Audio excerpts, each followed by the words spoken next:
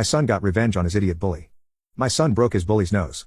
I have done almost everything I could do regarding this situation. I've contacted the parents, I've contacted the school.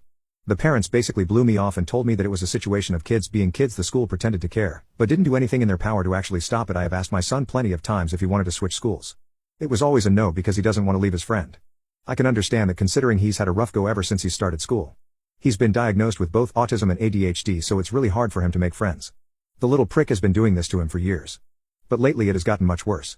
He's been shoving my son in the hall/lunch line, causing him to fall many times, and calls him things like stupid and slow. He used to pick him up by his backpack and toss him to the ground before he had a growth spurt, but now my boy is taller than most kids in his grade, 5th, still, he didn't know how to stick up for himself. My wife always encouraged killing them with kindness, but it never worked in his favor.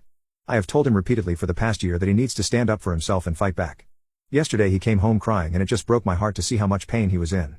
I wasn't mean to him, but I was very stern and told him that if he didn't fight back the next time I was going to take him out of that SCUI whether he liked it or not. Well, today I got a call from my wife after work and she told me what had happened. He was on his way to lunch and got shoved onto the ground, causing his knees to be a bit bruised. My son then got up and left hooked him right in the face, causing his nose to immediately bleed.